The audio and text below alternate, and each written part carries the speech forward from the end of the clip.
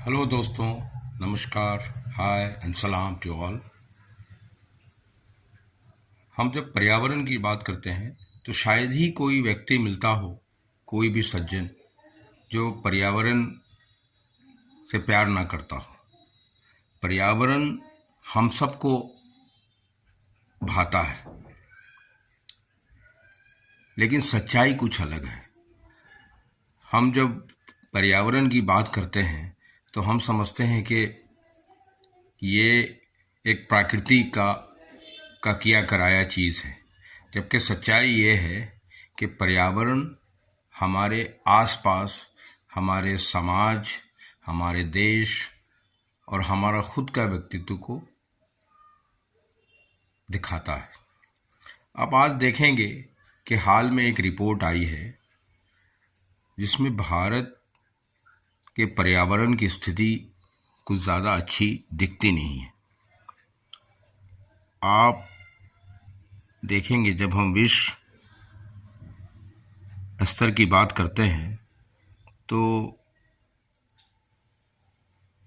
शायद ये अच्छा ना लगे, लेकिन अभी हाल में जो एक खबर आई कि पर्यावरण प्रदूषण सूचकांक में भारत 176वें स्थान पे सबसे निचले पायदान पे है।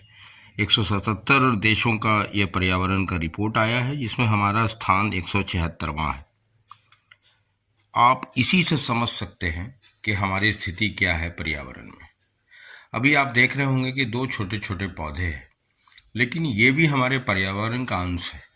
पर्यावरण छोटा पौधा हो या बड़ा पौधा हो, नया पौधा हो या पुराना पौधा हो, सारी चीज़ों को पर्यावरण अपने में समेटे होता है।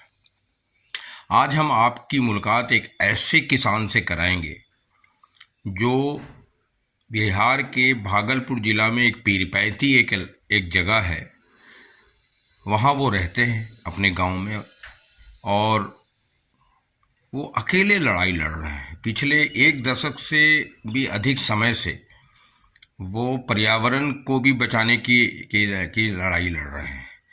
और जो हमारे देश की जो पर्यावरण में स्थिति है, आप जब उनको सुनेंगे तो आपको इस बात का सहजा अनुभव होगा कि ये क्यों है, हमारे देश का पर्यावरण की स्थिति क्या है।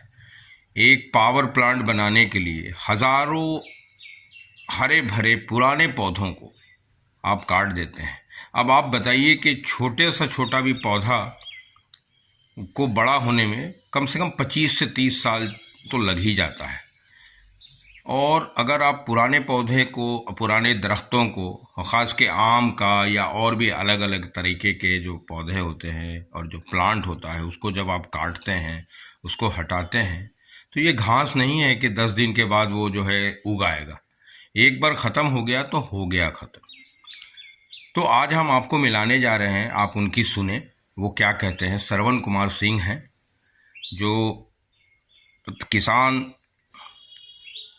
उत्थान समिति है उसके वो अध्यक्ष हैं, और बिहार में जो ये 2400 मेगावाट का ultra super critical thermal power plant जो अडानी पावर लिमिटेड, जो इस देश का शायद अभी का उभरता हुआ नंबर 1 नंबर 2 पे कॉरपोरेट हाउस है, वो उनके द्वारा लगाया जा रहा है।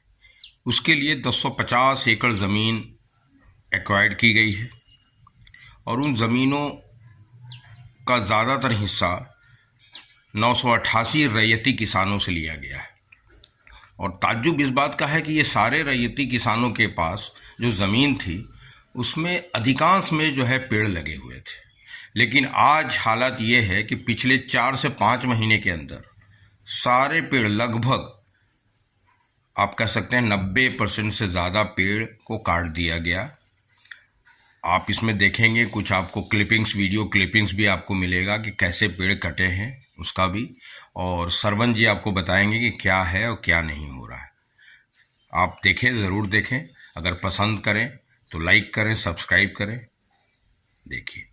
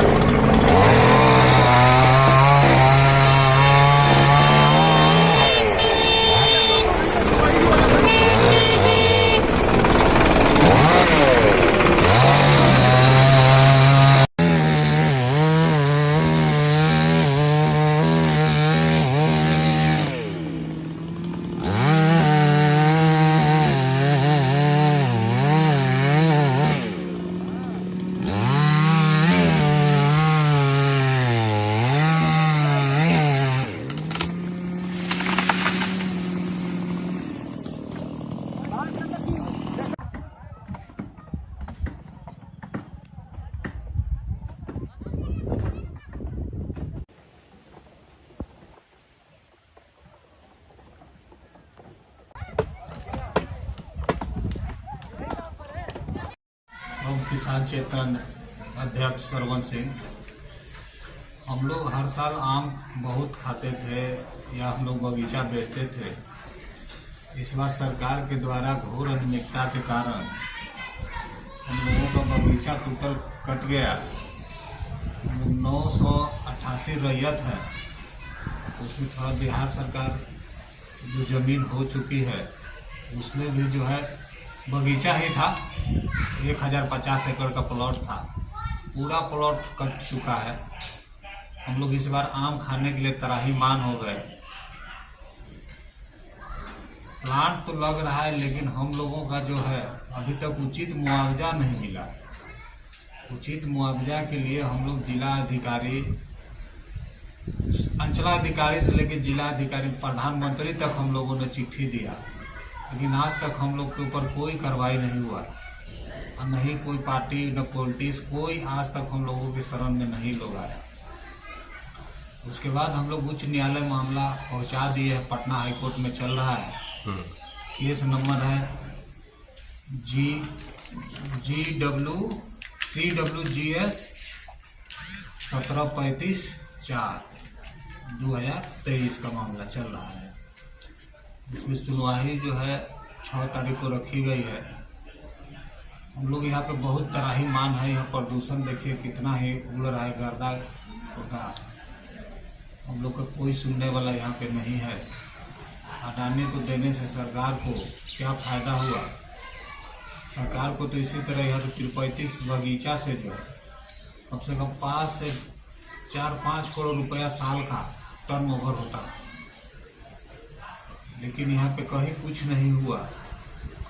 संथाल लोग का घर है जो बीच बगीचा में पड़ता है, आज तक उन लोगों को बेचारा को घर तक नहीं मिला है। उसी पूरा प्रदूषण, पानी तानी सब पीने में एकदम लाल हो जा रहा है, गर्दा इतना उड़ रहा है। पहाड़िया जाति का भी वही हाल है, क्योंकि सरकार कहती है जनजाति के लिए ये करेंगे वे करेंगे, कहीं कुछ नहीं है। हम लोग चाहते हैं सरकार इस बात पर ध्यान दे और हम लोगों को उचित मुआवजा दिलाए। जो पहाड़िया जनजाति लोग हैं, संथाल है, पहाड़िया है, उन लोगों को पुनर्वास कराए बना रही है। घर सरकार दे रही है, इस जगह पे दे रही है कि जिससे प्लांट में तो डस्ट उड़ेगा, उनके प्लांट में उस साइड में डस्ट का ही रख रखाव किया जाएगा। उसी जगह पे जो है उन लोगों को दिया जा रहा है घर बनाने के लिए। आज तो सरकार दे देगी, लेकिन जब चालू हो जाएगा प्लांट तो फिर वे लोग का क्या हाल होगा? जैसे अभी कहलगांव में NTPC है, वह एक चारी में जो डस्ट उड़ता है, वहाँ के आदमी को रहना, सांस लेना दुर्लभ है। अच्छा सरवन जी, एक चीज़ ये बताइए कि आप ये लड़ाई कोई 1 दशक से ज़्यादा से लड़ रहे हैं। हाँ। लेकिन तब आप लड़ाई लड़ रहे थे कि सरकार ने जो ज़मीन एक्वायर किया था, उसके बाद आप लोग का डिमांड था कि उसका कंपनसेशन मिलना चाहिए और उसकी लड़ाई चल रही थी। उसी दौरान पिछले साल एक बैग सरकार ने उस ज़मीन जो है, मतलब पहले आप कह रहे हैं कि NTPC का यहाँ प्लांट लगने वाला था, लेकिन अब NTPC एक पब्लिक सेक्टर कंपनी है, सरकार की कंपनी है। अब इस केंद्र सरकार ने और राज्य सरकार ने दोनों ने मिल के अब आप मतलब अडानी पावर लिमिटेड को दे दिया और उसका एक बड़ा प्रोजेक्ट आ रहा है यहाँ। तो वो जो बड़ा प्रोजेक्ट है उसके बाद क्या बदलाव आया? अडानी ने आने के बाद यहाँ, जैसा कि आप कह रहे हैं कि बड़े पैमाने पे 24 घंटा काम भी चल रहा है।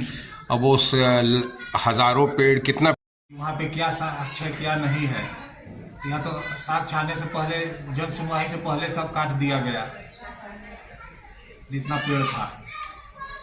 हज़ारों पेड़ काटे गए।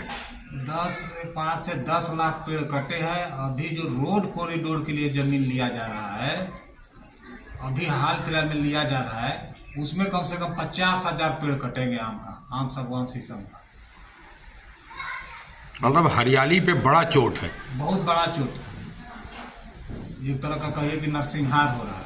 तो आप ये समझते हैं कि पीरपैंती में जो जाना जाता था अपने आम के बागीचे के लिए आम सप्लाई करने के लिए, उससे जीविका भी जुड़ा हुआ था आम किसानों का। बहुत आदमी तो इन सब पर भी इफेक्ट होगा, भयंकर इफेक्ट है। अभी लोग काम के लिए दिल्ली पंजाब धरने लगे, यहाँ तो अडानी में कोई काम किसी को देगा नहीं। ये इतना बड़ा प्लांट बन रहा है तो लोगों को काम नहीं मिलेगा? काम नहीं मिल रहा है। क्यों? सब बाहरी लोग काम कर रहे हैं। अच्छा, तो लोकल लोगों को नहीं मिल रहा है? लोकल लोगों का जो उसका चमचागिरी करेंगे अडानी का, उसी को काम मिलेगा। बाद बाकी कोई किसान को काम मिलने वाला नहीं।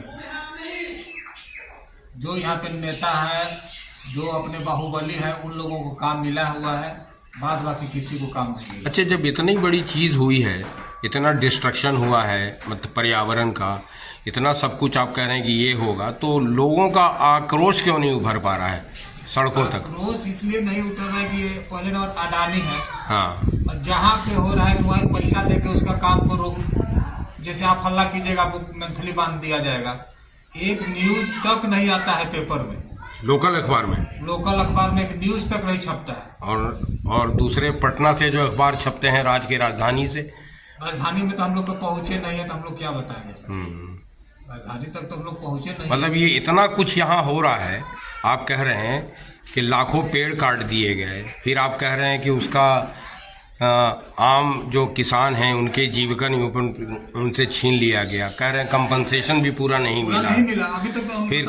हाँ, तो इन सब के बावजूद जो है, आप कह रहे हैं आप कोर्ट भी गए हैं, एनजीटी भी गए हैं, हाई कोर्ट भी गए हैं, आपने पीएमओ तक भी ये आवाज़ उठाई है, राष्ट्रपति को भी आपने भेजा है, चीफ मिनिस्टर को भी भेजा है, तो क्या लग रहा है क्यों नहीं कुछ हो पा रहा है? क्योंकि अडानी है तो मोदी जी है, उन पे कौन कार्रवाई करने वाला है? तो आपको डर नहीं लगता? आप बिल्कुल सिंगल हैंडेडली यहाँ एक पीरपैंती जैसे एक छोटे से जगह पे सिंगल हैंडेडली अकेले लड़ाई लड़ रहे हैं, आपको डर नहीं लगता है? डर क्या चीज का है? हम लोग का मन है ही क्या, रह क्या गया? जो जमीन जगह था हम लोग का चला गया, अब एक न परिवार बचा है, और कुछ तो है नहीं। तो अडानी बहुत पावरफुल माने जाते हैं इस देश में। कहा जाता है कि मतलब वो नंबर 1 और नंबर 2 जो दो लोग आते हैं, अडानी और अंबानी, ये दो लोग सबसे बड़े उद्योगपति हैं देश के। उद्योगपति है तो क्या करेंगे? भरत तिवारी की जैसा गोली मरवा देंगे, और क्या कर सकते हैं? इसका तो लास्ट उपाय वही है। लेकिन आवाज तो हम लोग उठा ही ना सकते हैं। आप हाँ, दर्द तो हम लोग के पास है, तो दर्द तो हम लोग ये ना पाएंगे। कोई सुनिए नहीं रहा है, नहीं सुन रहा है, तो कोई दिक्कत नहीं है भाई, हम लोग चिल्ला रहे हैं। और लोगों का साथ मिलता है आपको इस लड़ाई में? हाँ, ऐसा कोई बात नहीं है। लोकल भी लोगों का साथ मिल रहा है, बाहर से भी? बाहर से भी, लोकल का भी। तो क्या लग रहा है, क्या लग रहा है? लोकल के किसान लोग जो गरीब तबका के किसान है, वो लोग हम लोग साथ में है। जो बड़े पैमाने पे है, वो लोग हम लोग के साथ नहीं है, हम लोग के खिलाफ में है। क्योंकि अडानी जी उन लोगों को माल दिया है, ठेकेदारी दी है। हम लोग के पास तो पूंजी भी नहीं है जो कि ठेकेदारी करेंगे आपके पास जाके। इससे एक और सवाल भी उठता है कि आप जिस तरह की बात कर रहे हैं, इतने बड़े पैमाने पे सारी कुछ यहाँ पे हुआ है, तो मतलब विरोधी दल और जो सत्ता में जो दो दल हैं, एनडीए और महागठबंधन, उन दोनों के तरफ से क्या रुख रहा है अब तक? कोई रुख नहीं है। जो बोलने के लिए तैयार होता है उसको पैसा मिल जाता है, चुप हो जाता है। यह बड़ा आरोप लगा रहे हैं। हम लोग देख रहे हैं, जो हम लोग देख रहे हैं वो हकीकत बात बता रहे हैं। उधर अगले महीना धरना प्रदर्शन होने वाला था, सब पार्टी मिल के बोला हम लोग करेंगे। अब फिर क्या मैटर आया, एसडीओ साहब बुला के उन लोग से क्या बात हुआ, अडानी वाले लोग से क्या बात हुआ, फिर उसको कैंसिल कर दिया गया। 1 महीना का टाइम दे दिया गया, कहीं कुछ नहीं हुआ। सब नेता अपने अपने घर में। अडानी जी आते हैं तो कोई किसान को मिलने नहीं दिया जाता है, फोर्स भर दिया जाता है। और वही नेता लोग जो एक्स पार्टी है या अभी प्रेजेंट में है, उन लोगों को बुला के बैठ के वहाँ चाय नाश्ता होता है। आज तक कोई किसान के प्रतिनिधि से कोई मिला ही नहीं है। अच्छा, आप ज्यादा आवाज उठाइएगा तो आपको सीओ वीडियो थाना प्रभारी बुला के बोलेंगे कि आप काहे के लिए दिमाग लगाते हैं, शांत रहिए, नहीं तो बहुत गलत हो जाएगा। ऐसा हुआ है, ऐसा हम भोगी है। पीएम आए थे फरवरी में, फरवरी में उठा के हमको थाना में बंद कर दिया, थाना पे जाकर बैठा दिया। पीएम चले गए भागलपुर से, तो फिर हमको छोड़ दिया। ये सब तो तमाशा तो चल- मतलब आपसे डरते हैं ये लोग? अब क्या डरते हैं क्या बात है सर, ये हम कैसे बताएंगे। मतलब एक अकेला व्यक्ति जो इतने मुश्किल हालात में भी रहते हुए भी एक लड़ाई लड़ रहा है, उससे भी बड़े बड़े लोग भी डरते हैं, सिर्फ इसलिए कि आप सत्य की लड़ाई लड़ रहे हैं। हाँ, तो इसका भविष्य कहाँ देखते हैं, आगे ले जाते हुए क्या देख रहे हैं आप? क्योंकि अब तो कंपनी ने बड़े पैमाने पर वो काम करवा रही है कि हम लोग प्लांट सर- सेटअप कर रहा है। हम लोग सर जो प्लानिंग जो किए हैं, हम प्लानिंग अपने आप में जो किए हैं, जी। तब 29 का तैयारी में हम नहीं है। हाँ हाँ। हम 30 का तैयारी करके चले हैं। अच्छा। 30 में मोदी जी हटेंगे, 29 में जिस दिन, हाँ। उस दिन तो हमारा जीत होगा। आज नहीं होगा कल तो होगा। इसी के लिए हम जुड़े हुए हैं अपना मिशन में। और आपको लगता है कि ये जो अडानी जी का इतना बड़ा सब कुछ हो रहा है, और जो आप कह रहे हैं कि बहुत सारे कानून की धज्जियां उड़ाते हुए आगे बढ़ रहा है ये, हाँ हाँ हाँ तो उसमें कहीं ना कहीं सहायता केंद्र सरकार और राज्य सरकार को भी मिल रहा हाँ है? हाँ, ना पूरा पूरा। अभी देखिए जैसे बिहार सरकार का एक पहले 71 से पहले उन लोगों के पास रसीद है, एलपीसी है, टोटल पेपर है, लेकिन अभी एक अंचलाधिकारी के अनुशंसा पे सिविल कोर्ट के जजमेंट रहते हुए उसको रद्द कर दिया गया एडीएम के द्वारा। बताइए कितना बड़ा घोर अन्याय है। सिविल कोर्ट का आदेश को करने के लिए उसको पावर है, किसी पदाधिकारी का पावर नहीं है, उसके लिए कोर्ट ही जाना चाहिए। लेकिन ये अपना मन से सीओ का एप्लीकेशन पे रद्द कर दिया गया। किसान क्या करेगा, कहाँ जाए, किसके पास रोने जाए? एक आखिरी सवाल हम करते हैं कि पूरे दुनिया में आप देखेंगे कि थर्मल पावर, जो कोयला जला के पैदा किया जाता है बिजली, उसके ऊपर बहुत बहुत विचार विमर्श भी चल रहा है और कई देशों ने उसको बंद भी कर दिया है। आप जहाँ रहते हैं मतलब पीरपैंती में, जहाँ लाखों आबादी है, उसके आसपास सबको मिला दिया जाए तो वहाँ आप दुनिया का तो नहीं, कम से कम देश का सबसे बड़ा थर्मल पावर प्लांट एशिया का बनने जा सबसे रहा बड़ा है। थर्मल तो उसको पर्यावरण से आप कहूँ कि आप देख रहे हैं कि गर्मी दिन ब दिन बढ़ रही है। इस साल अभी जुलाई का महीना चल रहा है और अभी तक बारिश कहीं दिख नहीं रही है। तो ऐसे हालात में आपके बिल्कुल घर के आसपास में, चूँकि आपके घर से बहुत दूर नहीं है, वो जो थर्मल पावर प्लांट का जो बाउंड्री हुआ है, कंक्रीट का बाउंड्री, वो बिल्कुल सटा हुआ है। तो ऐसे में पर्यावरण के लिए कितना बड़ा इसको चैलेंज मानेंगे आप? खास के यहाँ जहाँ एकदम चारों तरफ हरियाली हरियाली हुआ करता था, अभी भी हरियाली बचा है पीपरपैंती में, लेकिन वो इलाका जहाँ पर वो जो मतलब करीब 10-50 एकड़ का ग्रीन जोन एरिया था वो। अच्छा जहाँ पे पावर प्लांट बन रहा है, पीरपैंती का ग्रीन जोन एरिया था। जी। जब अडानी जी को दिया गया तो उसको ग्रीन जोन एरिया से ही हटा दिया गया। अच्छा हम लोग तो नेट पे बहुत सर्च करते हैं, बहुत देखे हुए हैं। जी। ग्रीन जोन एरिया ही खत्म हो गया यहाँ का। अब बहुत गाछ पेड़ लगे, उससे क्या मतलब है? जो आपका था स्वभाव तो खत्म हो गया ना। हम लोग के लिए गया, मान लीजिए पक्षी है चाहे वो है, अभी मान लीजिए बटेश्वर स्थान है, ये पानी लेंगे वहाँ से, बटेश्वर स्थान से एक नाला जाता है, वहाँ से पानी लेंगे तो वो जो मछली जो होती है, कौन मछली जो अपने यहाँ होता नहीं है, बहुत कम खाली जो बटेश्वर स्थान में दिखती है, वो भी तो मर जाएगी ना। डॉल्फिन का भी क्षति हो रहा है यहाँ पे। लेकिन सरकार अंधी है, उसको क्या कीजिएगा। अडानी को नाम पे सब दिया जा रहा है। यहाँ के लोग को, यहाँ बात हो रहा था कि यहाँ खुलेगा आई का हॉस्पिटल। तो एक दिन हम ऐसे बैठे थे अंचलाधिकारी BDO साहब के पास, हम बोले सर यहाँ आँख का हॉस्पिटल खोलने से क्या होगा?